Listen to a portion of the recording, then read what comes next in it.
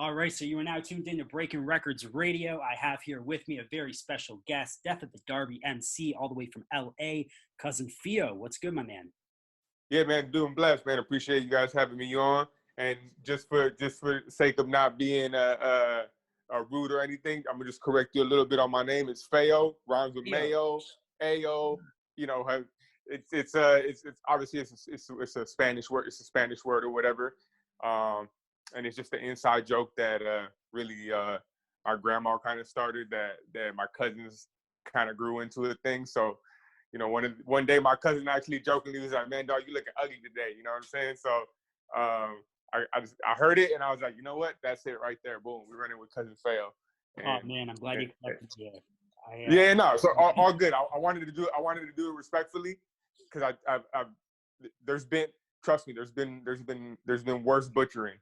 And it almost surprises me because it's a really simple 3-letter word, but you know, whatever. No worries, no harm, no foul. You know what I'm saying? So, yeah, brother. Again, thank you for having me. You know, fucking, it's always blessed to get recognition outside of your own area.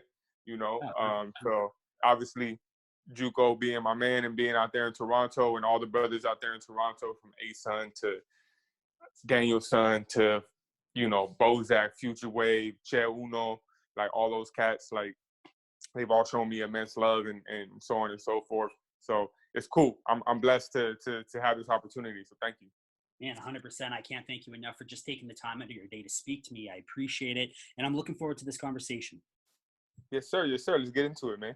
So I kind of wanted to start at the very beginning of at least your kind of upbringing in hip hop culture. I don't know a whole lot about yourself. I think that's pretty evident by my mispronunciation of your name.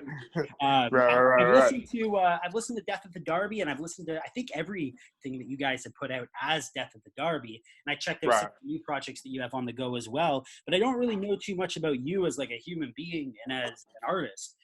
Word. How did you end up getting introduced to hip hop culture? Honestly, you know, my uncles. My uncles on my mom's side of the family. My older uncle Fernando and my other uncle Ryan. My older uncle Fernando, growing up, was like basically like the neighborhood DJ, like all the functions, all the parties, and everything like that. He was always playing records, you know. And so growing up, we had the turntables in the crib. You know, we saw the crates full of records and vinyl. Music is always, hip hop or not, music has always been a part of our family. You know, family functions or just playing music in the house for no reason, just for the sake of playing music. You know, and so that all that has influenced me, you know, since a kid. But you know, I'm seeing my uncle as a DJ at, you know, and all the crates definitely, I think, sparked it all. And then it was my uncle Ryan who really, kind of more of my older brother, was introducing me to the Wu-Tang, you know, to the Nas's, to the Mobb Deeps, and then from there I kind of just took it and ran with it. So yeah, it's really a credit to my two uncles, you know, who put me onto the music, introduced me to it, and I just kind of ran off and did my thing with it. You know, once I realized that I really was passionate and like interested in it, you know. So yeah, credit to them, man. If it wasn't for my uncles, I don't know. Did you grow up in LA? Yeah, born and raised in LA. I've lived all over California though. You know, out of Northern California, San Jose, Santa Cruz. So you know, yeah, I've been all over Cali, but LA is home base. And yeah, you know, I'm a little bit of an oddball, I guess, in some ways, just because of my style. The sound of my music isn't any, you know, it's not the cliche West Coast sound or even the expected sound from a West Coast artist. But yeah, that's probably a heavy, that just ties back into the heavy influence Wu-Tang had on me. You know, into the 36 chambers and just all that stuff. Like I used to go into my uncle's room and like steal his cassettes, you know, to play them and whatnot. So the influence from Wu-Tang, actually, you can see it directly in the music right now. And it's more so, you know, the RZA kind of helped me in terms of, without knowing he was even helping me, just influencing me, right?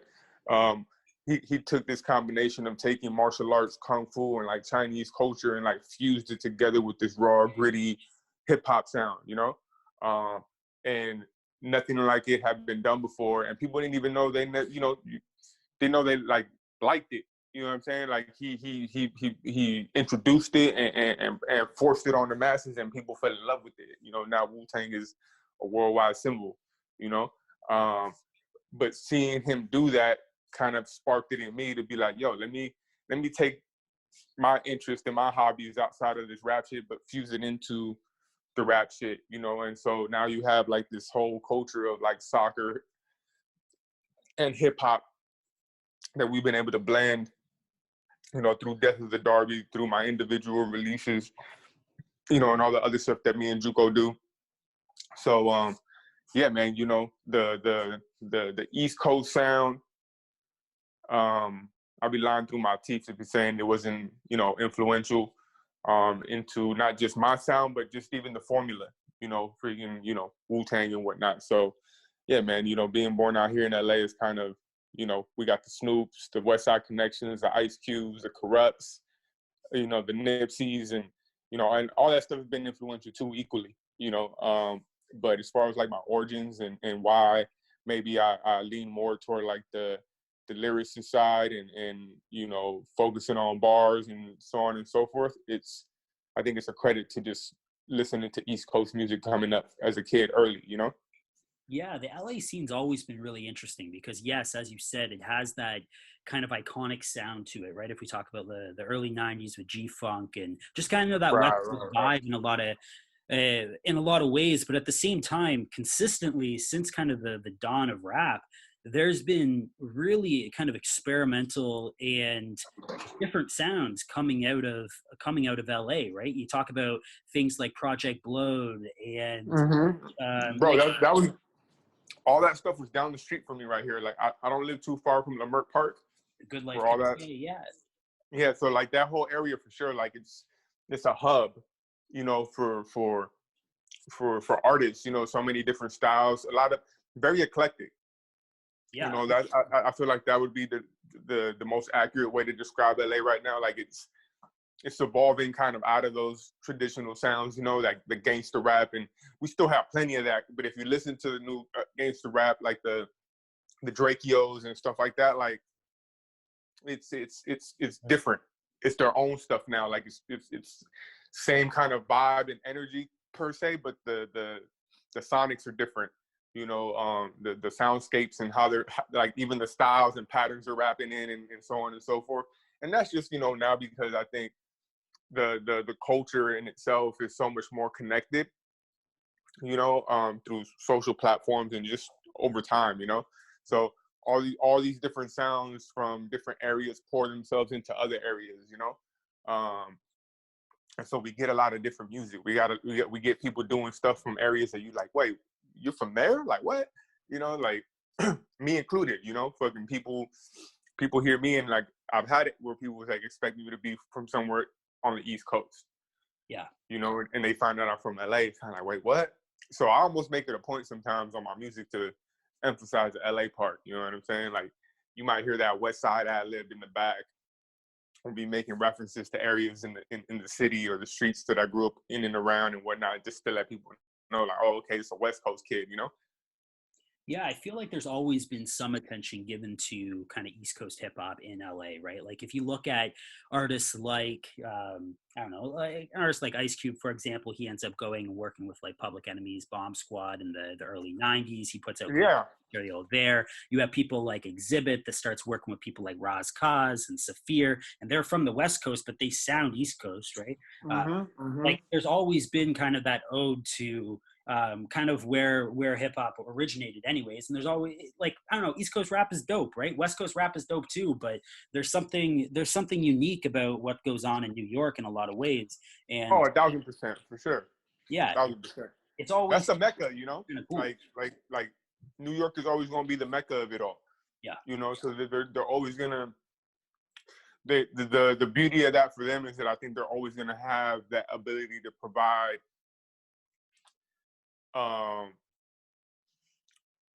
for example, right now, Rome, You know what I'm saying? Like it's really dope that New York finally has a New York feeling MC repping them.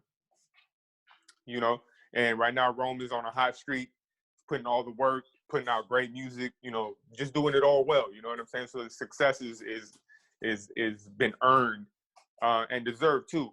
But you know, just referencing like the New York shit that I even grew up listening to, the Nas's and woo woo. He brings that feeling back, you know. And there hasn't been, I think, that artist out of New York for a minute. Obviously, Griselda and Rock and all of them have done tremendous amounts of work where they're reason that they're at the top of the mountain, you know.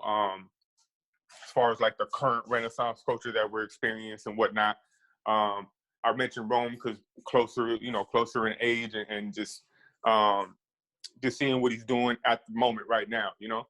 And then you bring it out to the West Coast. I mean, I think the best example of bridging the whole thing together is Alchemist.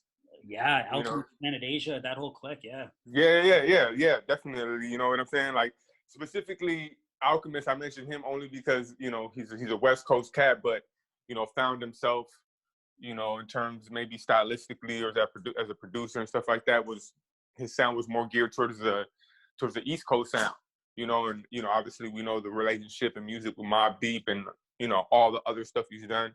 But, you know, he's kind of been that bridge that I think has opened the door for so much more other creativity between both sides, you know, especially as far as like the underground and even this current Renaissance thing. Because he'll produce a project, you know, for pick a Griselda cat, you know, or a J Electronica or whoever he's been producing for, and then he'll come back to the West Coast and he'll produce for a West Coast cat like Jay Worthy or the Sweatshirt or whoever, you know, West Coast cat. But because of his sound, he's still able to make it all feel like it's all natural, regardless of what side it's coming from, because he's like the main ingredient, mixing, you know, bridging it all together. So it's interesting how it's all evolved, you know. Yeah, you used a term there that I like called the current Renaissance, and I've seen your name kind of consistently pop up in circles, blogs, that kind of thing over the last maybe 3 or 4 years, and that's kind of the timeline I think that we're talking about. And I think a lot, obviously, people like Rock Marciano, people like Griselda in general, Conway and Benny and Westside Gun, they end up getting credited a lot for this kind of new wave of artists that are coming up. But there's a shit ton of these artists that are coming up, right? You mentioned itself. Yeah, you have the people out of Toronto that you mentioned earlier, let it be Juco or Danielson, Future Wave, Ace on Eastwood, all these cats, they're all coming up within the same kind of relative time period of maybe 5 years or so. And yes. They're coming up stylistically together, I think, with the same sort of sound. And I think fan base wise, I think they're sharing a lot of the same fans as well. Yes. A lot of the references that you were originally pointing to in terms of inspiration and influences for yourself, they were older cats, right? So people like Wu-Tang Clan in the 90s. When did you start kind of rapping? Did you really just come to like start recording really in the last handful of years with this new wave? Because that's when I started kind of paying attention to you. Right. No, actually, you know what? I've been at music as far as like taking it serious and recording probably since I was like 17, 18. How old are you now, if you don't mind? How old are you now, if you don't mind? I'm actually gonna be 35. I'll be 35 in September. Gotcha. So quite a while then, 15 years or so, more than that. Yeah. Like I'm definitely not one of the younger dogs in the yard. You know, Juco. You know, there's about like a 7-year age difference between me and Juco. But I've never looked at it like a big brother, little brother thing. You know, he's a father, you know, 2 kids, you know what I'm saying? Like there's a lot of reasons why I just can't look at him like, oh, you're younger than me. You know what I'm saying? He carries himself much more maturely, and you know, it never really crosses my mind that there's an age difference between us, because it doesn't feel like there is. You know, but in terms of like my age, yeah, like I just, you know, I'm not I'm not the young dogs, you know, that are out right now, but I'm not the old heads either and shit. Like, I'm right in the middle.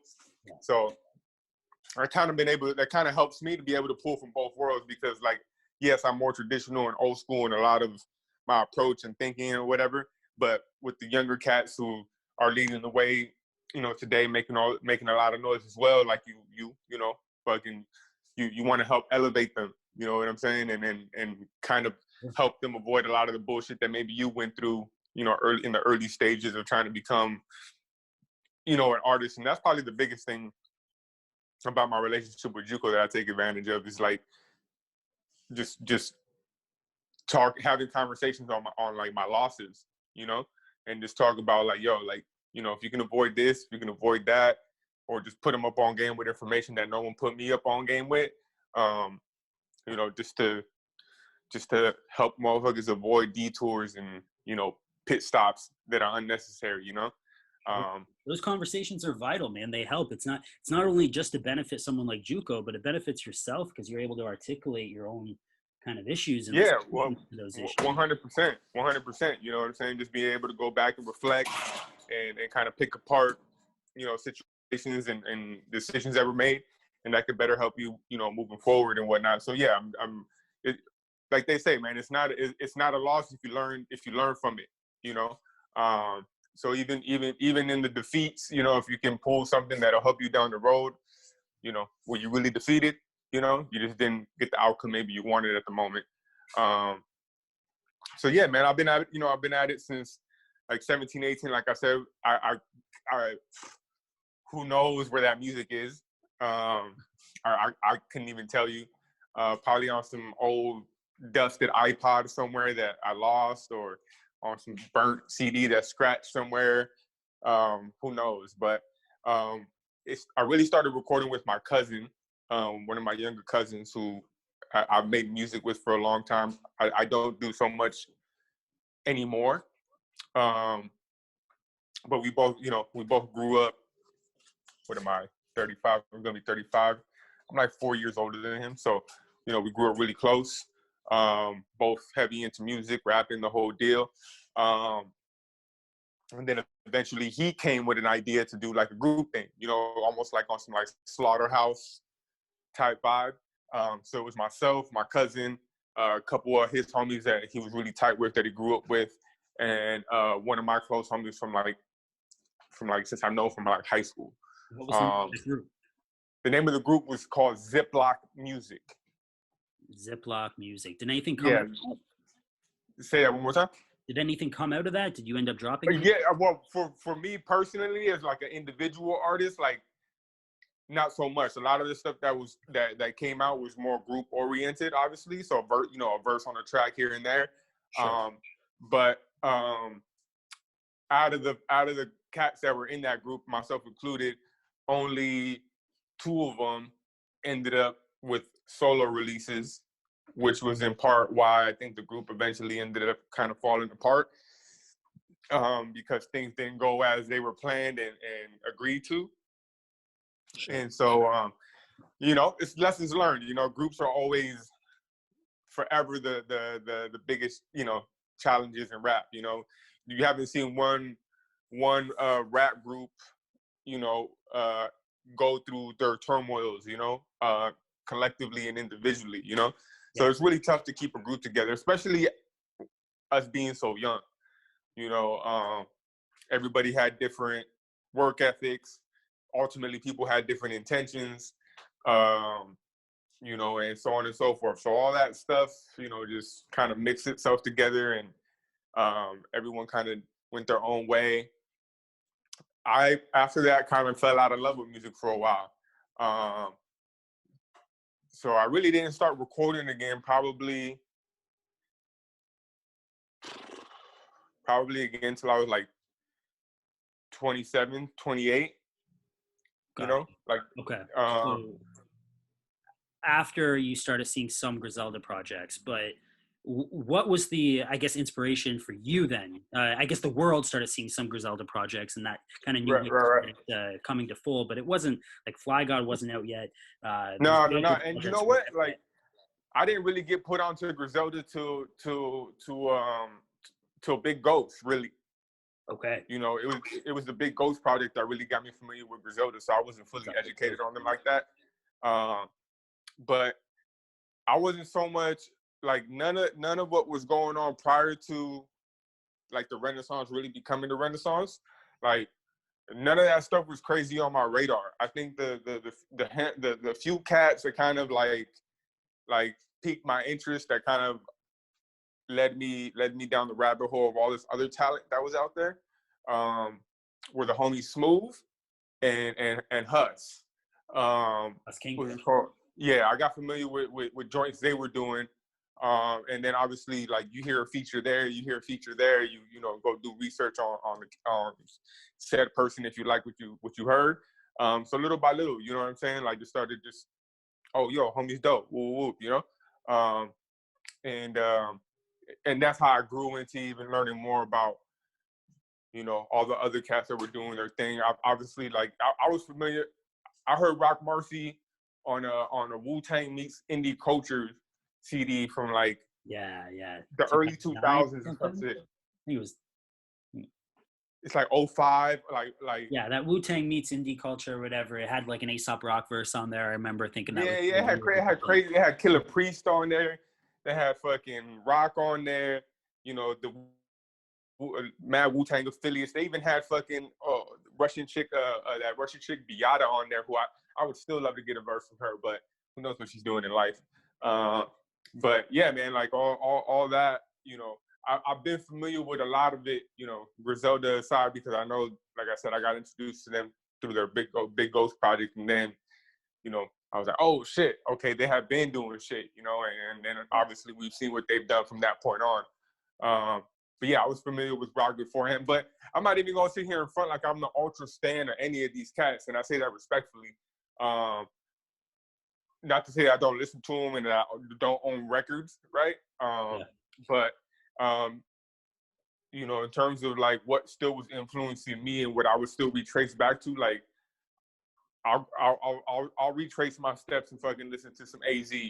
You know, still obviously Nas in heavy rotation, fucking like early Wu shit, you know, Psycho Realm shit, you know, Sick Jackin is one of my favorite MCs. Like Sick Jackin and Cynic did with Muggs, that yeah, and you see how now that wave has been reborn too, right?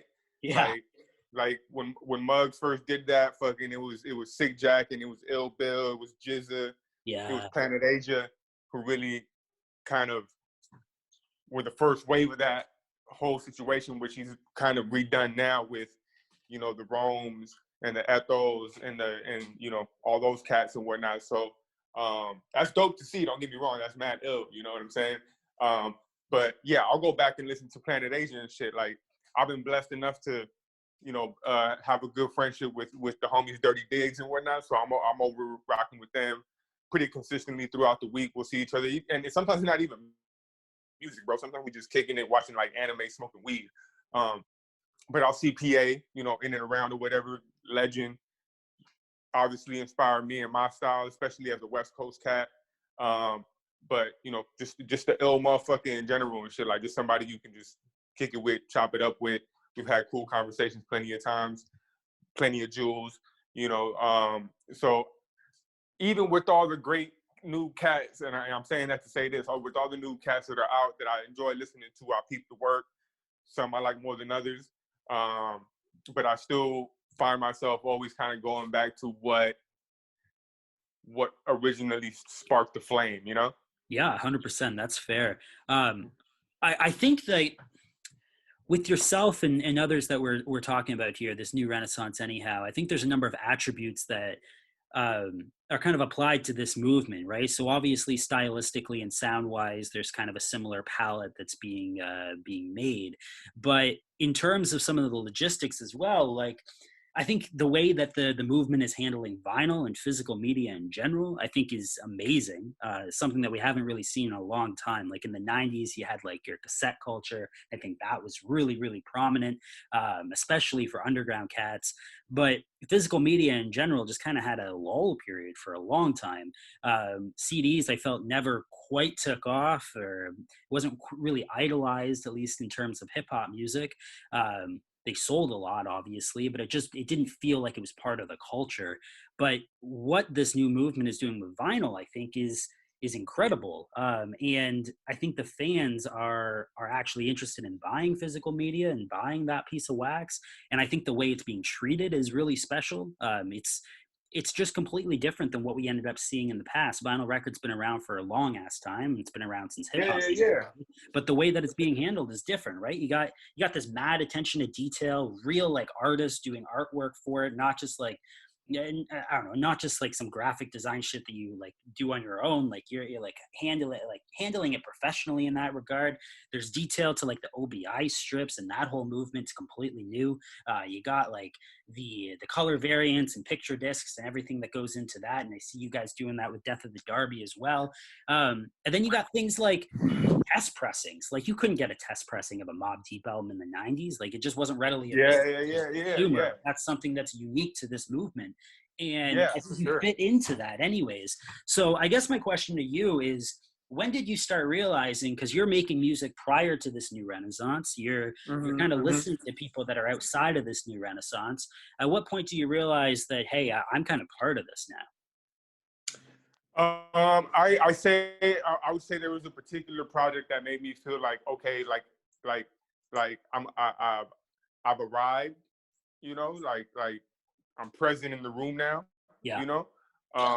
And I would say that project is Proboleta, the Argentine theme project with Maradona on the cover, produced by my dude Dre Mendoza. Like that project, there was a lot of special energy around that project, just the way it came together. Dre actually had reached out to us during the first season of the Derby series because he just came across it. He's a footy head just like me and Juco are. So he reached out to us. He said, "Hey, like, I really hope you guys haven't done a joint for the famous derby from Argentina between Boca Juniors and River Plate." And I told him, like, matter of fact, we haven't, bro. He reached out to Juco and he reached out to me. I low-key kind of was ignoring the message. Like, I didn't know if I was going to open it up or not because I get a lot of that now. And Juco got the same message and he opened it up and he hit me. He's like, "Yo, bro, this cat named Dre hit us with some beats. Whoop, whoop, whoop. I say we check him out, bro. You know, like, let's just give it a chance, you know?" Sure. And we checked the production, and sure enough, the joint that we used for the Boca River Plate Derby was in that first pack that he sent.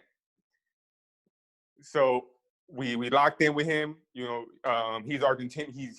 He's half Argentinian, and he's a Boca fan. So he was just hyped that he was gonna be able to help us provide that. You know, Yeah. We do the joint. The joint was incredible. The joint actually was my connection to actual Argentina and like their hip hop their hip hop scene. All through, you know, obviously through Instagram and technology and all that fun shit. But just the energy going into that. And once I met him and I spoke and we're like, "Yo, I'm Argentinian." And I was like, "Oh, okay." As soon as he told me that shit was my sign. Like that was like the universe speaking to me. It's like, we're going to do Argentina next. Because when I started this whole, what I call the a la carte circuit, which is where I'm going from like countries to countries, I started that with my boy Kior, who's from France. So that's why we ran with France for the first, you know, country, and we gave people a little caviar, and we followed it up with creme fraiche, and then here comes Dre, you know. And I was like, okay, boom, we're gonna take that whole concept that we did in France, and we're gonna take it to Argentina. And literally, just like, I don't know how long Dre was sitting on those beats, if he was, or if they were freshly cooked around the time that we were talking or whatever. But those first couple packs that he sent my way, like when I heard I think on that project, I think I got the beat for Maradona. I got the beat for that joint Batistuta, and I think I even got the beat for that joint called Riquelme, all at once. And I was just like, that project flowed through me. It was there was everything, and there was some adjustments that were made as the project was going along. There was people who were supposed to be featured that just kept running me in circles, and I was like, you know what, whatever, bro. Like, I'm not gonna sweat anyone for a verse, especially if I don't know them personally. Yeah, so sure. Everything ended up working out even better because of those things. So everything happened how it should. And prior to that, I had never had any vinyl release. Wreckords had released my first project, The Little Caviar, on cassette. They did 50. And when the 50 tape sold out, that was kind of a sign to me, like, okay, like, cool. Like, I actually got people listening. How quick did they sell out? Did they sell out quick? Like, you were able to tell right away, hey, I'm onto something, or did it take some time? I want to say within less than a month. Wow. Okay, that's pretty good. That's pretty good. Yeah, and I mean, for that being my first physical piece of anything, you know, being just kind of fresh on the scene. Like, I know a lot of people that can't put out 50 tapes and they produce great music, right? Right. You know what I'm saying? So for me, that was a very good, like, it was like, okay, that was encouraging, you know? Yeah. And so made the next project, Cran Fresh. I was able to partner something up with Gourmet Deluxe. So they put the product out, I think it was like 25 CDs, 25 tapes. Those sold out. So I was like, okay, boom. And, you know, we'd be fools to not realize that the labels are all paying attention to each other in terms of the artists they're working with and seeing who can sell and who doesn't sell and so on and so forth, you know? So after those two first cassette releases, then when Proboleta came out and the response that was online for it, which really kind of caught me by surprise, Loretta hit me up and offered me my first vinyl situation, which was putting the project out, 100 records. We had the variant cover with him rocking this fucking mink, you know, fly mink jacket and whatnot, and that vinyl sold out in 24 hours. Wow. And that feels great, man. Yeah, that's all the hard work paying off, and you're at the place where now. Yeah, maybe that happened, bro, and it wasn't even like so much like the validation of that particular product, but it felt more like the validation of all the other work previous leading up to that. Yeah, because I never quit on myself, even when I felt like I was falling out of love with music. Like, I was still doing things hip hop related, still trying to find if maybe the calling was something else, you know, like hosting shows and you know, putting together a mini documentary series that I was doing. I was just trying to find my way with it because I love the culture. Like, that shit is me, you know. So I wanted to find a way to express that and be a part of it. And at some point, I think it just hit me. I'm like, man, you know what, man? Fuck all this. Like my competitive nature was just like, yo, like, I'm just as good as the cats that people are listening to out there right now. Yeah. You know, I can compete on that level. I can make music on that level, you know. And I got back in the booth, you know. And realistically, let me rewind the tape just a little bit. Me and Kior, like, I've known Kior for nearly 10 years now, and I met him through the group that I mentioned earlier, the Ziploc days. I met him through there because he was already working with one of the homies in that group. And they had met through like SoundCloud in those days. Me and Kior kept a good relationship after the whole group disbanded, and we actually started working on something that wasn't even what I'm, you know, putting out right now in terms of music. It was much more your traditional kind of project, you know, hooks, choruses, you know, that type of thing, as opposed to what I'm doing right now with the soccer stuff. Yeah. So this project, which I'm mentioning, is actually going to come out. Could be this year, could be the top of next year. But that's something that I've been literally holding on to probably for like 6 or 7 years now. So this will be another album with Kior Meteor. Yeah, I don't know how to pronounce his name there, but it'll be my first official solo LP. You know, fully produced by Kior. You're not gonna get the typical formula of like the scratches and the cuts and the soccer. You might get a little reference here. You might get something in the skit to tie it back into that, but sure. This is more like I say traditional for the sake of, you know, it's not what I've been doing. Yeah. You know? And so we started cooking that project, and as we were getting close to finally having what we wanted to put out, we're like, bro, like we ain't even got a following like that. You know, like we don't have anyone that's gonna really listen to this piece, and we both felt we wanted a bigger audience for it. And that's kind of what led us to creating this whole soccer subculture that we've been able to create. Because I think it was the summer of 2018. It was the France won the World Cup. And them winning, I think, obviously my boy Q is French, so he was just fucking, you know, loving life. And I think that's where the energy and the idea came from. It was like, yo, let's see if this works. You know what I'm saying? Let's I'm gonna rap over these beats on some soccer type shit, and we're gonna add cuts in the middle with the DJ, like, you know, sound bites from the games and interviews, and we're gonna see if it sounds dope. Let's see if it sounds dope, you know? And we did it, and we, you know, I kind of just sat there in my chair listening to my own shit for like a couple weeks and being like, damn, like I'm either gonna take off with this shit or I'm gonna fucking like jump off the cliff thinking I'm about to fly and just fall dead ass on my face. Yeah, there's some confidence there. I'm excited for that project, man. I not only hear new music from yourself, and everything I've heard from you has been fantastic so far, but Kior as well. Like, I don't know if a lot of people are really familiar with him, but he's he's so slept on, man. He's been grinding for a long time. I remember I had YouTube reviews and interviews and stuff back in 2011, 2012, 2013 or so. And his name, he was part of that community hardcore. Yeah. He's been, you know, when SoundCloud was a thing, right? Yeah. He was you know, he was doing this thing. Like I think the way my homeboy even like met him is that Kior used to put up fucking beats on his SoundCloud and told cats, you know, the illest cat over, you know, whoever can make the best song over this beat, I'll produce a whole EP for him, you know. And he did it multiple times. And my boy ended up being one of those people. And I just, you know, I helped out, you know, with that process, and I was learning too at the same time, and all that. Yeah. So, you know, what's it called? Kior to me is a hero unsung. You know, he has a very abstract, very special, unique style. And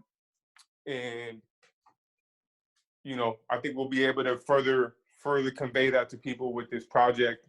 That I'm actually gonna have my guy come out here in October, my engineer. And we're gonna lock it up in my studio, and we're just gonna knock that shit out and do everything we need to do to curate the presentation properly.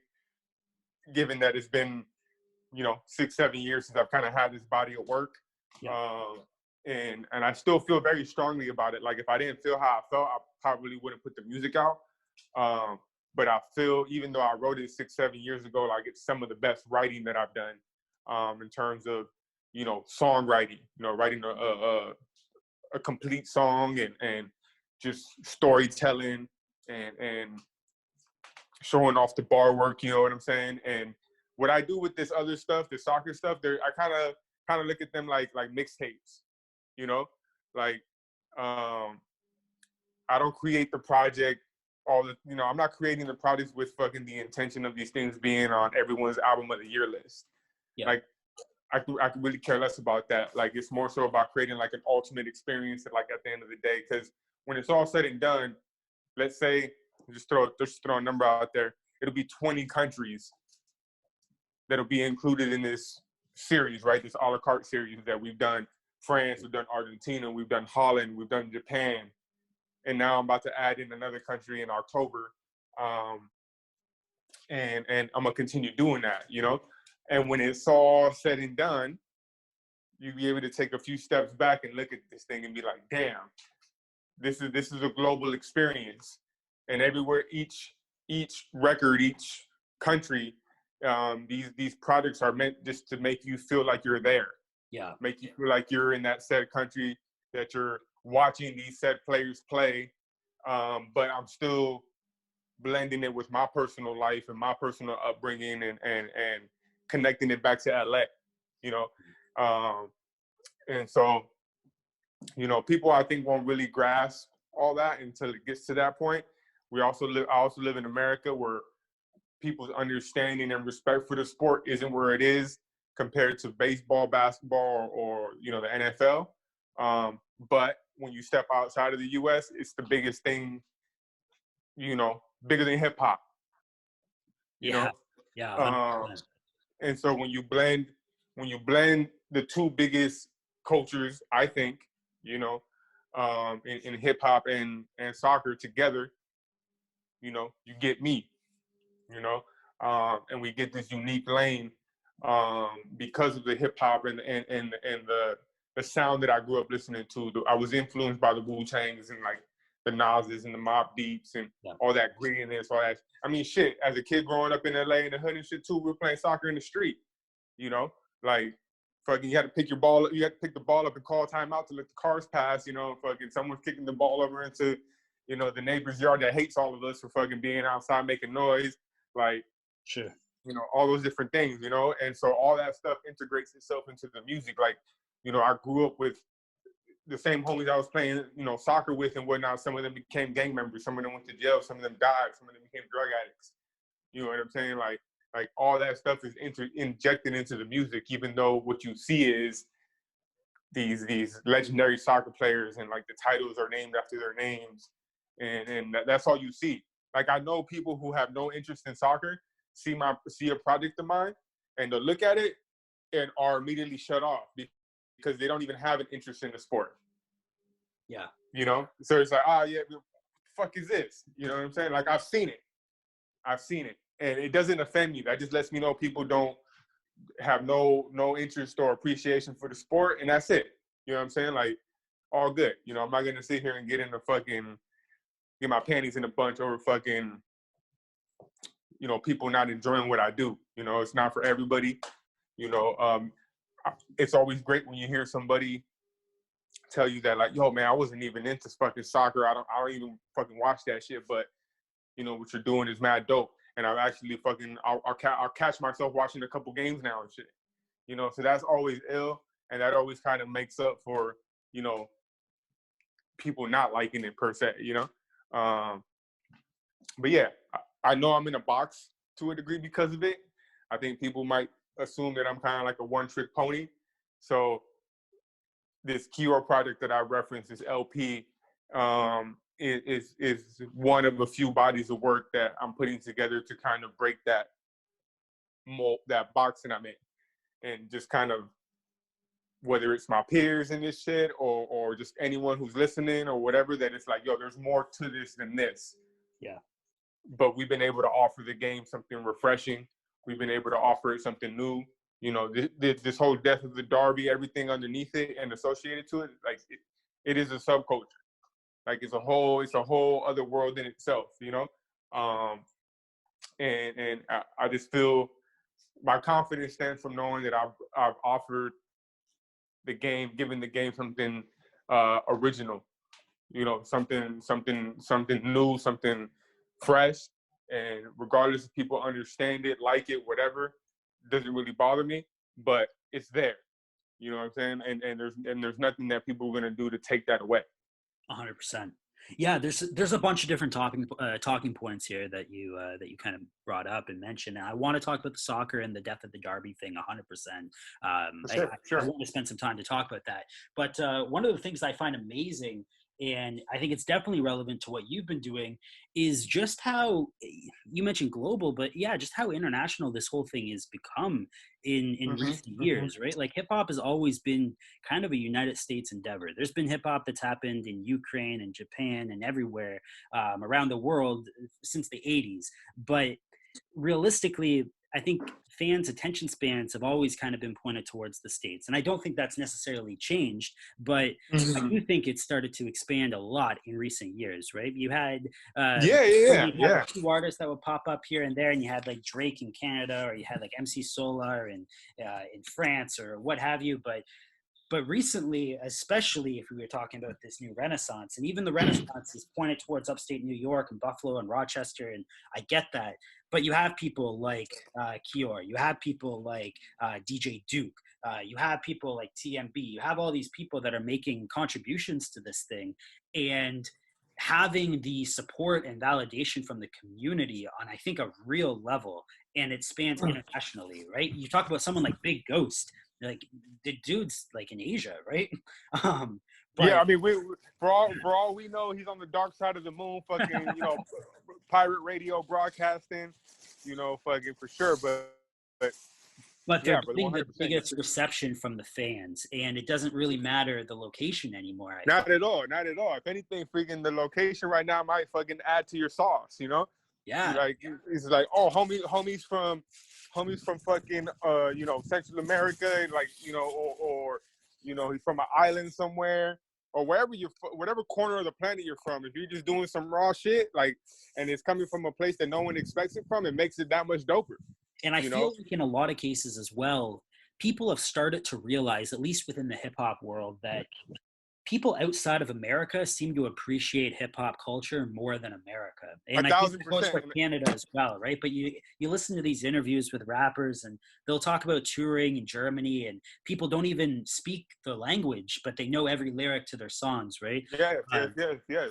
but that doesn't happen if you go and do a tour in Connecticut, right? But it will if you go Yeah, to yeah, Germany, yeah. Frankfurt. And I think that's the same for Canada. I don't think, I think Canada's probably even worse than the States. But when it comes to international markets anyway, overseas, and yeah, Central, South Yeah, for America, sure. these places have really shown appreciation to the culture, and I feel like the hip hop community has really started to understand that. So if you say, oh, I have a new project with a producer out in France, that gets us excited, right? Like there's a Yeah, yeah, you yeah, get for sure. excited. Yeah, I think definitely now with obviously the internet, social media, like that level of connectedness, right? Yeah, It allows you to kind of make yourself more familiar with scenes that, yeah, you'd have to probably go see it for yourself to really get a taste of it, prior to the level of technology and stuff that we have now. Like even for example, like I mentioned earlier, like the Project Provoleta and all the work that came from working with Dre, like the door that opened for me in Argentina, like connecting with artists down there and just seeing like, where they're at with the culture and how they're growing it in their own unique way and whatnot. But when I met them, I was like, damn, my dudes are really trapped in the '90s, but in a great way. You know what I'm saying? Because even though it kind of gives you that nostalgic kind of '90s sound, like they're still adding like these current. It still feels current in a way, and that just made me think. I'm like, damn, that's crazy. Like we're like in the future for them in terms of music, because they're still catching up to what stuff that was being done in the '90s, like the early 2000s, and they're incorporating it into their own younger generations and cultures and whatnot. So it's just a trip how it all spreads, and yeah. sometimes it takes a little more time to get to certain places than others. But yeah, a handful of my friends who have toured Europe, and gone overseas just to different places and like that. That's one of the most consistent things that I hear is that the fans are genuine in the sense of like they really just care about the artist. They're You know, enthusiastic. Yeah, they're actual yeah, fans. they want to know about you.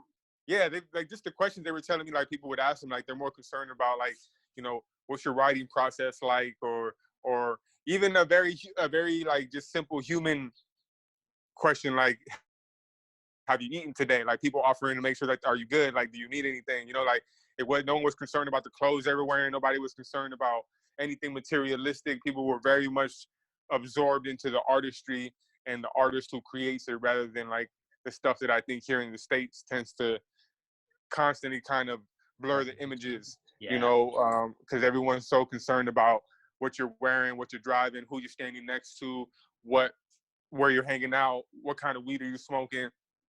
You know, it's all that stuff seems to be more important to people than the actual music and the actual like mission and message that the artist may have, you know. And so when you get that outside of the U.S., you know, it almost encourages you more as an artist to be like, you know, you're always gonna go where the love is at. You know what I'm saying? So if the love is in Japan, that's where I'm going. If the love is in Europe, that's where I'm going. If it's in South America, that's where I'm going. Like at some point, you can't drown yourself, you know, waiting for certain acknowledgement. You know, you gotta gravitate to where your music is being received, is being enjoyed. And build from there, you know. And here in the States, people have this unfortunate symptom of they're not gonna like your shit until somebody that they likes it too. Yeah, you know, it's like no. There's a percentage of the community that fucks with my shit, you know, from other artists to other producers to the fans, whatever, right? But let's say hypothetically, fucking wake up tomorrow, and again, let's throw a name out. Let's say Muggs or Alchemist, you know, discover my music, you know, and if one of them decides to tweet me, right? Now all of a sudden, fucking like it's safer to be like, oh yeah, Fail's dope. Yeah, fair enough. You know, because fucking, you know, No, it's the same, but it happens.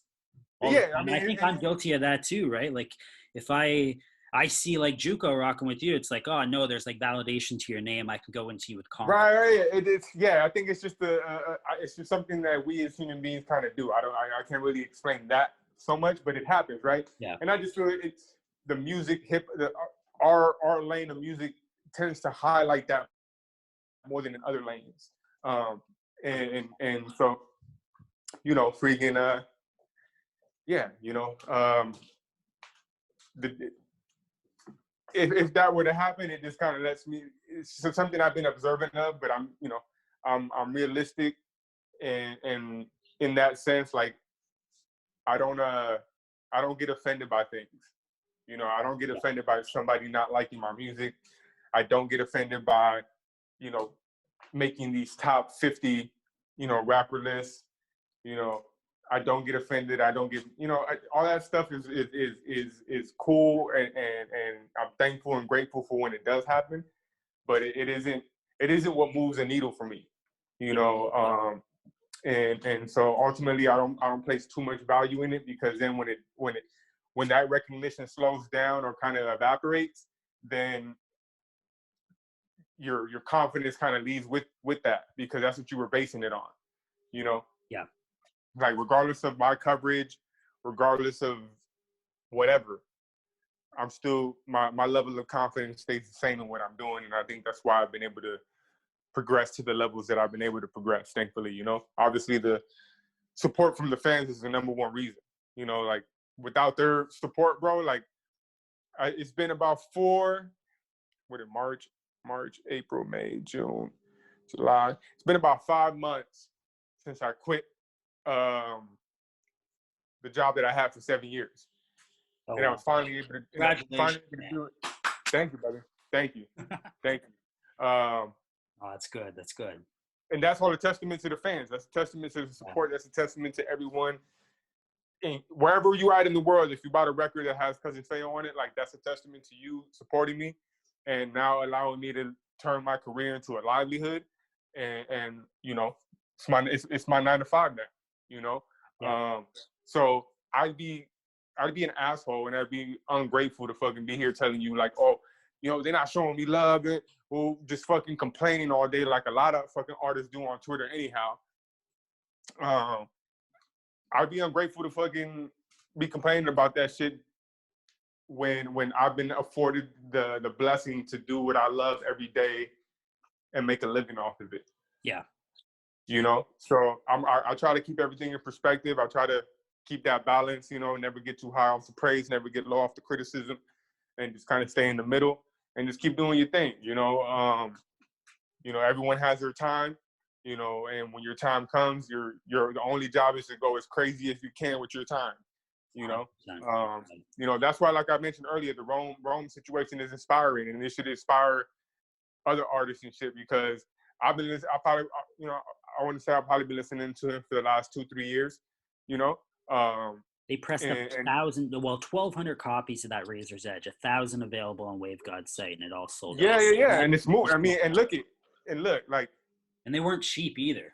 Like 100. Yeah, not at all. And he's picture disc. Fuck, man. Like, yeah, bro. And so Pete the game. Like, I'm not going to take credit. I'm not just going to sit here and like, I'm gonna give myself some slight credit, because I don't think it was until me and Juco decided to repress our first season of the Derby series, because the demand was there. Tough Gong actually hit us up and was like, "Yo, people are still asking for this. Like, y'all down to repress?" Yeah. And you know, we can boom, boom, boom. Let's do it. So now, from that point on, I've been seeing it more, and I'm glad that cats are doing it, because like, yo, that's your work. Like, if more people want it, why are we capping it at 300? Why are we capping it at, you know, whatever? And if you can do it as an independent, obviously you don't got to deal with contractual agreements with labels that you had in place and whatnot. Sure. But just being able to supply the demand, like, yo, if people really fuck with a certain project, why are we capping it at 500? 100%. Why are we capping it at any number? You know what I'm saying? Like, if the project is not doing that well and people want it that bad, keep giving it to them. Number one, you know, for the fans, and number two, get your money. You know what I'm saying? Like, those are bags that are sitting on the ground that you're just choosing not to collect. You know, so I'm glad that other cats are embracing it. One, you obviously not everyone can just do that. You got to have the following, and you got to have that kind of support. But it shows in Rome's situation at the point, because boom, him and Future Wave drop 1,000. I think it's like 13. I think they did like 13, because they did 1,200, but they licensed 200 to Vinyl Digital. That should be right. So you do that, right, and then boom, he just did crazy numbers with Mugs too. So you go from that to that, and then like now they're fucking. You got Fuck Rap repressing Head Crack. You got, you know, the Contraband project he did with Pharma and whatnot, and that shit's all gonna move. You know, and all that shit's gonna move, because you know what? Right now, fucking, you gotta hit while the iron is hot, and right now, fucking, Rome's the hottest shit in the game. Period. You don't have to agree with it. You don't have to like it, but it is what it is. You know what I'm saying? Fresh on Fuck Rap tomorrow at 1, right? I need to get yeah. And so, but I love seeing, and I'm saying all that to say that I just love seeing that, because fucking that's an example for any other artist to realize, like, yo, that man's giving you a fucking tutorial on how to fucking recognize your self-worth. Yeah, 100%. You know? And so all these other artists, instead of feeling some kind of way, you should feel inspired. You should feel motivated. You should feel reminded of fucking, yo, like, if you keep, you know, that mindset, if you approach your work in this manner, like that possibility is there for you. Yeah. You know, now it's not promised, but it's possible. Sorry here to interrupt, but I know for those listening at home, we're talking to Cousin Feo, but if you haven't checked out the Rome Streets and Rome Streets and Future Wave project, Razor's Edge, definitely go and do so. Yeah, man. There's so much incredible shit out, man. Like I even said it. I said it on one of my previous projects. Like I give props to all my peers because I'm comfortable in my own spot. I'm not uncomfortable showing people love and acknowledging other things that might be higher up on the scale than I am at the moment. You know, fucking Rome dropped an incredible project with Future Wave. Riggs dropped an incredible project. What's it called? The obviously Big Ghost. He don't miss. You know, so there's a lot of great music out there that deserves all the recognition and acknowledgement that it gets. You know, and in doing so, it never lessens you, especially for other artists. Like I drilled this into myself. Like, you know, acknowledging someone else's shine doesn't diminish your own. You know, and rap is just a funny thing with the ego shit, you know? The ego fucking pushes cats to say and do things and behave in ways that you just like, yo, like, why? You know, you just, why? Like, this is child behavior, you know? But when you can grow above that and beyond that and show love and acknowledge and salute cats who are pushing the culture forward, who are raising the bar, that's what you want. You know what I'm saying? Like, as a fan and even as a competitor, you know what I'm saying? Like, because when you play against the best, like, that's how you know you actually are one of the best. You know what I'm saying? Because you're hanging with the dudes who are considered that. Yeah. So, you know, all that, you know, the game's in a great place. You know what I'm saying? Like you were mentioning the vinyl stuff. It's almost so good that it's become bad because now you got all these fucking like, you know, more major labels and shit trying to jump into the fucking vinyl game, and you know, they're fucking obviously probably offering these vinyl plants crazier money than, you know, the independents can, and so on and so forth. So it's made it a little bit more difficult to press your shit up. You got to wait a little longer to get your shit, and you know, woo. But yeah, man, I mean, I think even before our Renaissance, this Renaissance wave, like, I think vinyl always has moved pretty well. I think fucking the Renaissance era was like a steroid shot in the arm for it. And changed you know, it's elevated it to another level. Yeah, 1,000%. Because I've always I feel like a lot of the beat dudes, I feel like a lot of the producers, like the producer culture, like they never stepped away from the vinyl. Like in terms of putting out projects on like I'm thinking about House Shoes when I'm thinking about these things, just because I've known him for a cool minute too, and you know, he's constantly putting out these producer projects and everything like that, and he's been doing that for a long time, since the 90s. Yeah. So him doing that as long as he's been doing it, you know, lets me know that, like, yo, there's always been and there always will be this vinyl collective culture that exists. Right now, it just feels more intense because of all the great music that's out and all the things that you mentioned, right? Like, you know, just the level of artwork, the options and the OBs and all the different elements that are current and that have refreshed aspect of the culture that's always been there, you know? Yeah. But now we've remixed it, and just like hip hop would, though, you know, that's almost not surprising because that's what hip hop is, you know? It's just constantly taking these things and like giving them new life, you know? You know, and it just all depends who's behind it, you know, and you know, so on and so forth. So yeah, man, the game's in a great place, and it's a beautiful thing that it's not just like a U.S. thing, that it's an international thing. Like, this Renaissance thing is coming from Canada, you know. This Renaissance thing is including UK producers like Giallo Point and Sonny Jim, you know. You know, that those elements are really what making it extra special, you know, right now. So yeah, man, I'm just glad to be a part of it. You know, I'm glad that me and Juco have been able to contribute in a way where, you know, you got this whole tree that we've kind of planted, you know, and one branch is Death of the Derby. You know, another branch is this a la carte circuit that we do. You know, this other branch is this, and this other branch is that. And then we have our own solo shit that we do, and we can, you know, help each other out in those instances too. So, you know, let's talk about Juco and what you're doing with Death of the Derby. Like, right.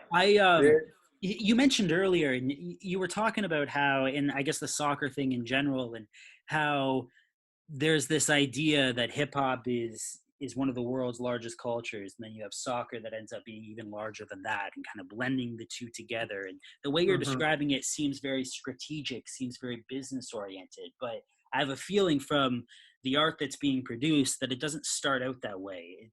Much more authentic than some strategic business plan on paper. Yeah, for sure. It definitely feels that way because that's probably more that's much more along the lines of my personality than the music, like just my approach to things, you know. Very, very, you know, I try to be professional business, like, you know, especially if I'm serious about what I'm doing, you know, the creation at hand or something like that, you know. But yeah, as far as like the origins of all that itself, though, it definitely just stems in the original joy that I felt even playing as a kid, you know, like making this music. You know, that phrase, I'm sure you've heard it before, for people amongst artists, to be like, make the music you want to hear. Yep. You know, and I didn't even know I wanted to hear this music. You know what I'm saying? It wasn't until like it was coming together that I was like, yo, like I felt like I got something here, you know. And as I kept tweaking the formula and kind of just putting it together, like I started enjoying what I was doing that much more, because you know there was just this exciting, accelerating like feeling, like oh shit, like I'm onto something, you know, almost like some scientists, you know, discovering you know, making some big discovery, you know, like some breakthrough or some shit. Yeah. And that's how I was feeling. So yeah, it just stems from like definitely stems all from like my childhood, just love for the game. So two uncles I mentioned earlier, my uncle Fernando and my uncle Ryan, like they're my mom's brothers, who kind of put me on. And then my mom's cousin, who I refer to and look at as an uncle as well. He's an older uncle of mine. He actually played professionally in Guatemala, where my mom's side of the family is from. So I grew up around the sport because of him. You know, like him, his oldest son, my cousin. Like, people think I live and breathe the game. Like, I'll get put to shame being around those two men. Yeah. You know, like that's it. That's been their whole goddamn life. Like my cousin's a coach now. He's constantly on the road, tournaments. You know, this day and the third.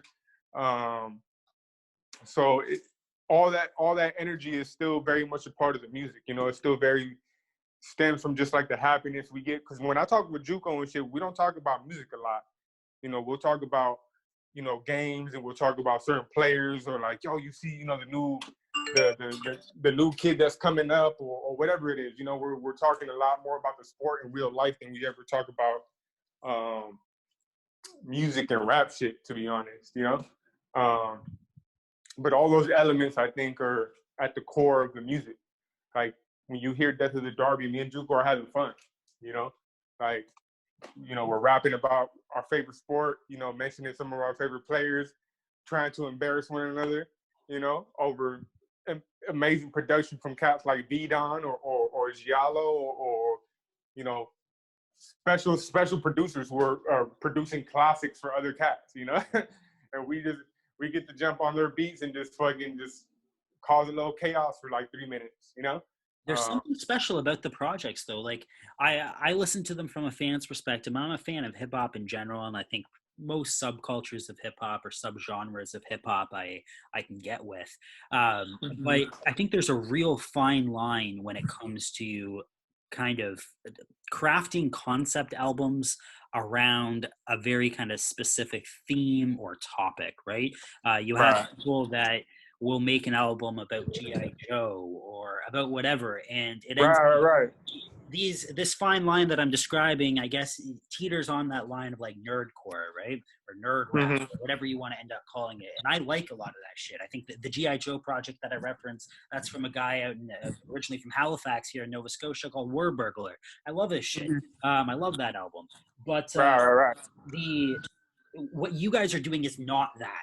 It's not. It doesn't feel like a nerdy rap album when you listen to it. It feels like this really kind of, I don't know, this solid project that fits in the wave of everyone else that we're talking about. It just, if you listen lyrically, conceptually, it ties around this theme.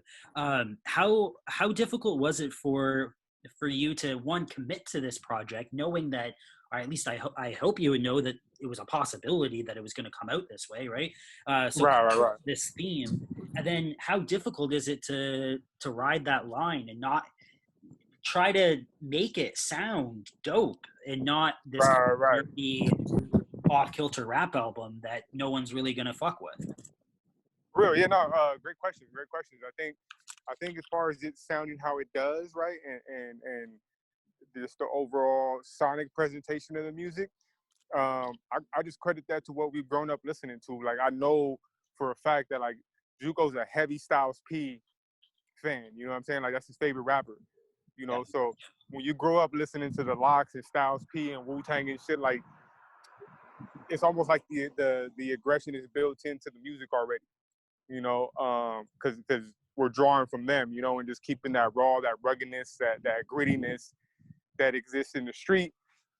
And then at the same time, it exists in the game too. If we're just talking about fucking the kids that play in the favelas in Brazil, or playing like the dirt villages in Africa, or in the Middle East or wherever, like that same ruggedness and that same grind is there too. You know, so we kind of pull from those places and just kind of combine that.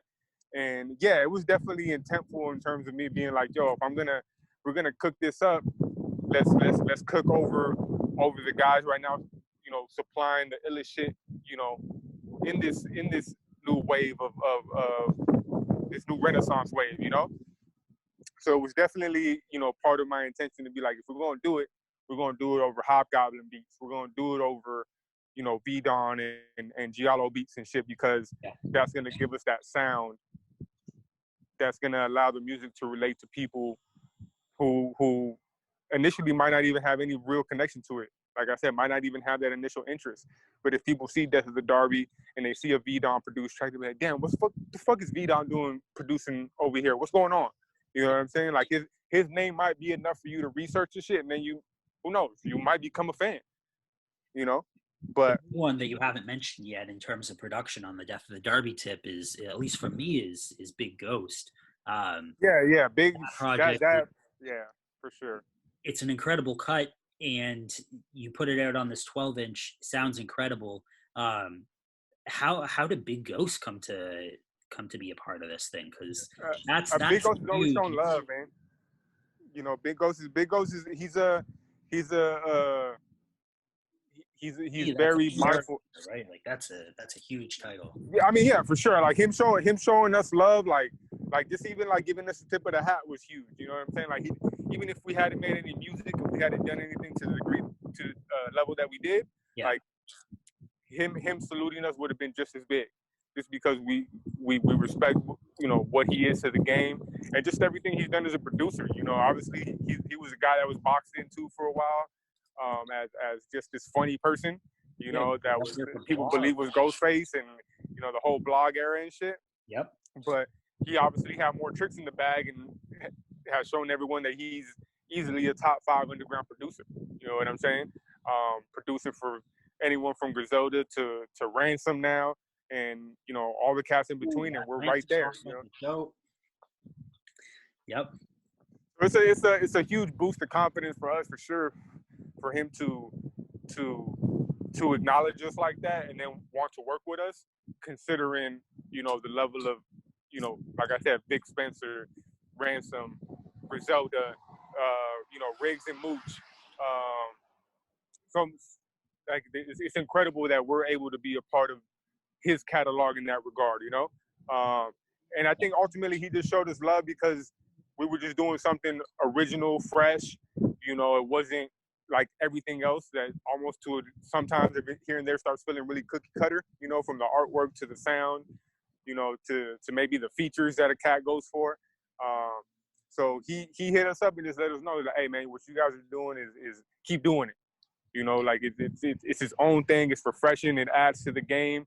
It's dope, you know. And we hinted at working, and then finally the day came. He had hit us up for individual verses on some other shit that he was doing, and then like through that process, we sparked the conversation. And I just came to him with the plan. He didn't really have to do anything crazy other than just shoot us the beats and let us do our thing, you know. Yeah. So that made it easy for him because he's a busy dude. You know, he's that man's plate is always stacked to the ceiling. So for us to just be included, you know, get some work in with him, and at the end of the day, when 20 years from now, when I'm older than I am now, like I'll still be able to hold that record up and be like, yo, we really did something with Big Ghost, you know? Yeah. Yeah, you called Death at the Derby earlier subculture in of itself, and I think the more and more I pay attention to what you guys are doing, the more and more that statement seems accurate. I think a good example of that, and I'd like to spend a little bit of time just talking about it, is that pop-up shop that you ended up doing out in LA recently, and just the reception Yes, yes. of it there. Can you talk about kind of that event and how Yeah. just how that came together, and then more importantly, I think this is kind of a weird question, but just how does that make you feel, like as an MC, as an artist? Oh, Being those were special. You yeah, know, that week that JUCO was out here, you know, we had planned those pop-ups probably for like 2 months. You know, ordering all the merch, getting the soccer balls, just organizing everything yeah, from clicking up with Apartment 4B. You know, shout out to my brother Moon, the my guy Tony with the football boutique people who were basically allowed us to come through with style, you know, come through with the mobile store and set up all nicely and just give it the presentation that it needed.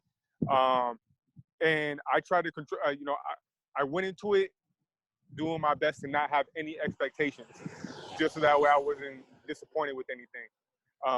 And just told myself, I'm like, yo, just enjoy the day. Whoever shows up, enjoy that, you know, and just be appreciative of the people coming out to support, regardless of the numbers. And the one that we did on Friday with Apartment 4B was, you know, both of them were beautiful. The numbers, the support was more than we initially expected or thought we would get. And it really just kind of reinforced what we were feeling in terms of like, yo, like this is really going somewhere.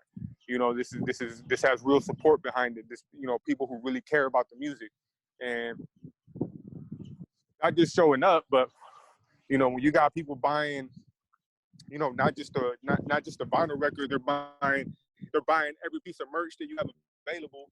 You know, they're taking. It was a Friday, so I know a couple of those people had to take either call off of work or get off of work early. You know, some cats drove multiple hours to be there. You know, yeah. And so when you get all that information, when you know talking to all these people and you're learning and just getting to know them, and those are the people who are there to support you, like all that shit is just a big boost of confidence, you know. Really, So that just that just made me more confident in what I was doing. You know, it was a great experience. Like I said, just being able to talk to the people who are buying your records, you know, having people sign, you know, people wanting you to sign things and take pictures and do all that stuff. Like, it doesn't really hit you until you're doing it. You're like, damn, like people care this much, you know? And it's always encouraging. It always makes you feel good, makes you feel good about the work you've been putting in, the sacrifices that you've had to make. Because no one sees the hard work, you know? No one sees me pacing in my fucking studio back and forth, coming up with the next idea. You know, no one's with me when I'm up at 3 a.m. writing the rhyme, you know? Like, no one's a part of those things. But at the end of the day, when the music gets put out and, you know, you got people who buy every fucking edition, you know, I get pictures from people in Europe and here in the States or whatever that have a more complete collection of my fucking catalog than I do. Yeah, I hear it. I talk to a lot of artists. A lot of artists don't even have their own shit most of the time, especially old shit. Yeah. You know, and I mean, me myself, like, I have at least one of everything, but here and there, like, I could have been greedy and kept everything I had, but it's important for me people to have the music if they really, really want it, you know? And I've had people hit me up like, yo, bro, I just need this one record to complete my collection. And I'll think about it for a few days and I'll be like, you know what? Let's do it. You know what I'm saying? Because it means that much to that person, you know, and obviously they've been supporting everything that I've been putting out, so why not, you know? So I think all those little gestures and moments are important too. You know, I take it upon myself, like if you order something from my website, like I recently had happen, someone bought a tape, sent the tape out, you know, fuck the post office for fucking ignoring the fragile sticker on the damn packet, but, you know, the homie got his tape and it was damaged, you know? I don't know how other artists would act, but I know me, like my initial reaction was like, yo, dog, apologies for that being messed up. I'll send you a new one. And the person was like, yo, I'll pay you. I'm like, it's all good. Don't worry about it. You know what I'm saying? I want to make sure that you got what you paid for. Undamaged, no problem. Yeah. You know, and I do those things because I know that's just good business to do. But it's my way of kind of showing the people who show me day in and day out how much they care about my music, that I care about their support for my music. So if you get a damaged item that you order from me, let me know. I'll get you, I'll reimburse you, get you back. You don't have to pay me. I'll cover, whatever it is. And I do those things because I know down the road, those people appreciate it. And if I'm dropping whatever it is I'm dropping, they're going to be there to support it, Yeah. So yeah, man, it's been, everything's a blessing, man. I try to stay grateful, day in, day out, not take any of this stuff for granted. None of this is promised, none of this is guaranteed. So I just, try to put my best foot forward as far as the work I do and just try to be solid, not just with my business, with other artists and producers, but, definitely the fans, because without them, we're not artists without them.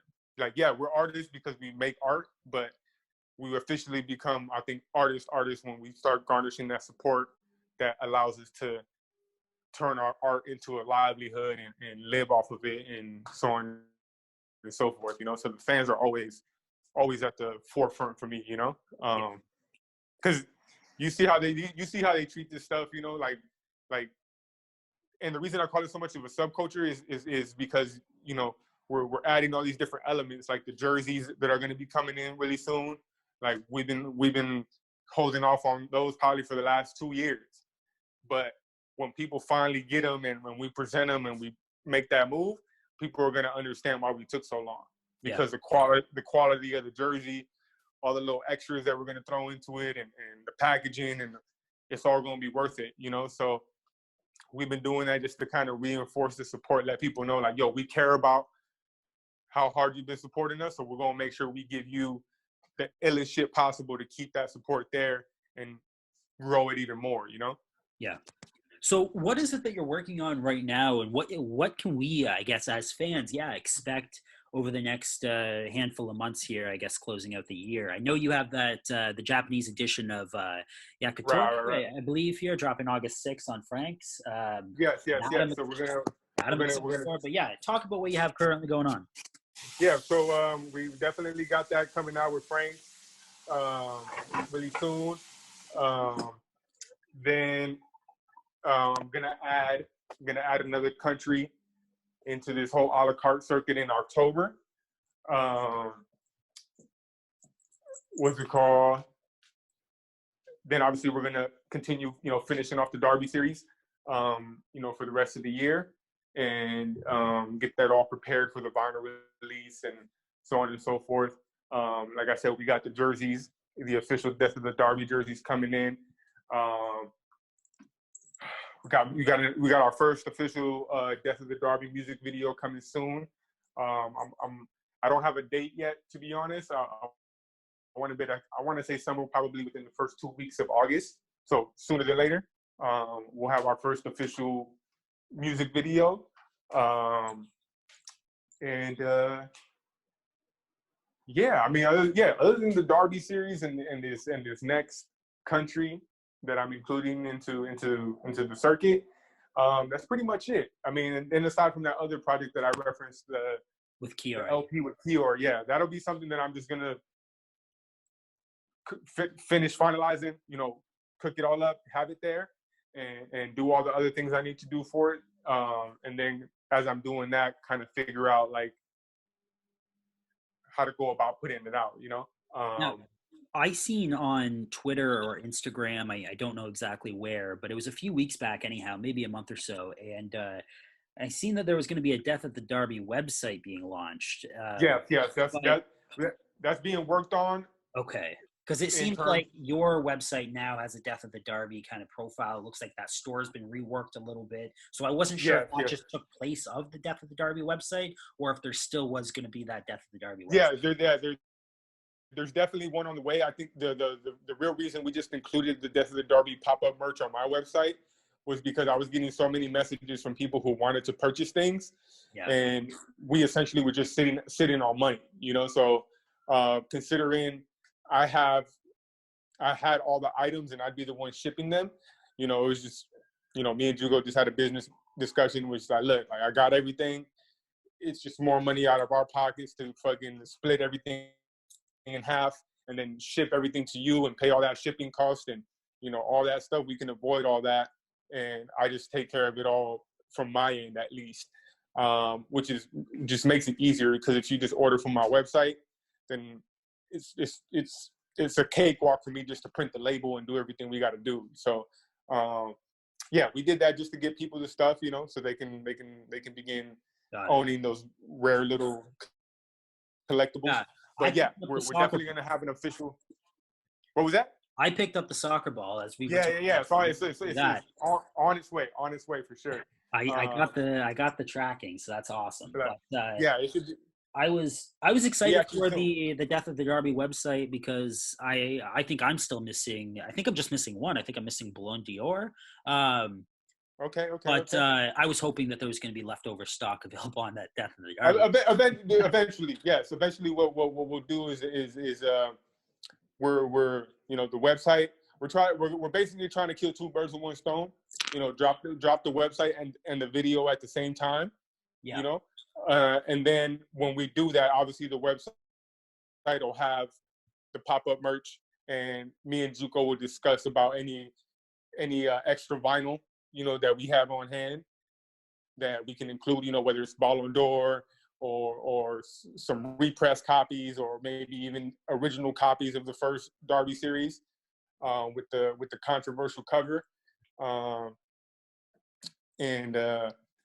Yeah, man. So that'll definitely be coming, and it'll be official, you know, straight up deathofthedarby.com, and then everything in relation to that will all be, you know, available there and whatnot. So yeah, man, just, you know, a lot of different parts. For those listening at home, if you're listening before deathofthedarby.com is launched here, the website that we're talking about otherwise is cousinfeo.com, just cousinfeo.com. Go and pick up something. It's all dope music. You'll like it. Yeah. We keep everything in stock, and you know what? Like I was just having that conversation with Jugo actually about, you know, as an artist, it's a great feeling, and I've been fortunate enough to experience it a few times. In terms of having your record sell out, you know, it's a great feeling.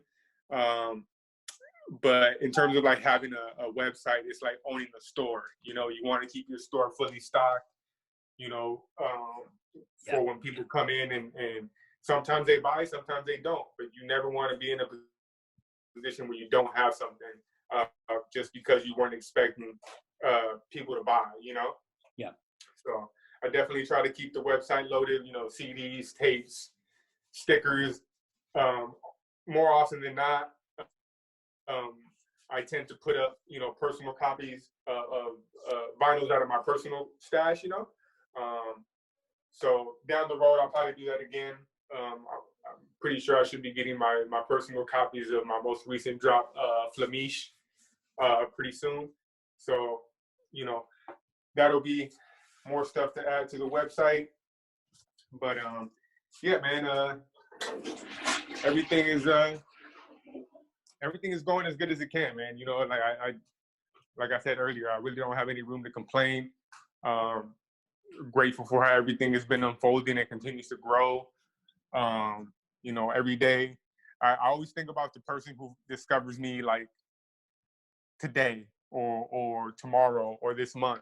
Yeah. You know, and if it's their first time learning about me, they have this whole amazing catalog to jump back into and catch up with, you know, as opposed to maybe the people who heard me and all I had was a little caviar. It's like, does he have anything else? It's like, nah, this is all he has, you know?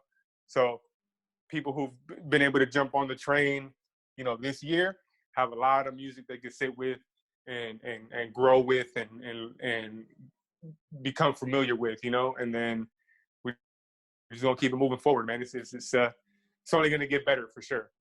Oh man, I can't wait for all the future projects. Yeah, I really can't, man. This this new wave has just really scratched that itch in terms of the type of music that I listen to, and what you guys are doing with Death of the Derby. Your shit on a solo tip is fantastic. And again, I can't recommend the music enough for anyone listening at home. Like, go take the time out of your day, just check it out. If you spent an hour and whatever listening to this conversation, then you should have 20 minutes to listen to a few songs. Do so, man. It's dope. Yeah, man. That's a great way to put it right there. Yeah, man. You know, we're doing something different. You know, and a lot of cats say that because it sounds like a cool thing to say, like, oh, I'm different, or we're doing something different. Like, but we truly are. You know, we truly have provided the game something different. You know, I've taken my favorite sport and I've used it as a vehicle to express myself, you know, because I actually grew up playing, you know, like, got my old cleats, I got old soccer medals and jerseys from my younger days. Yeah. You know, like I said, my uncle played professionally. My older cousin won at every level that you could win at, you know, as a player, aside from professionally. And so all that shit is in my blood, you know. My uncles have put me on to music, you know, since I was, you know, walking around my grandma's house. Like, all that stuff has just been given to me as early as I could remember. And as I got older, I didn't know how I was going to combine these things. You know, I had no inkling, idea of it, you know. But as I got older and so on and so forth, and the universe just came to me with the epiphany, you know, and I was like, boom, there it goes, you know. And so this music is honestly, like, it's a very clear representation of who I am to a degree. You know what I'm saying? Like, I grew up playing the sport, grew up in the hood, grew up around certain things. Like, I don't pass myself off as something that I'm not. You know what I'm saying? I wasn't on the block gang banging on cats. I wasn't fucking selling coke. You know, I wasn't doing a lot of the things that cats like to lie about.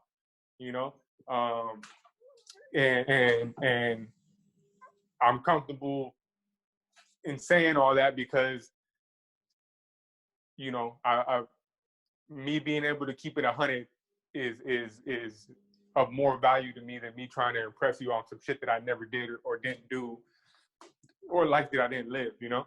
Sure.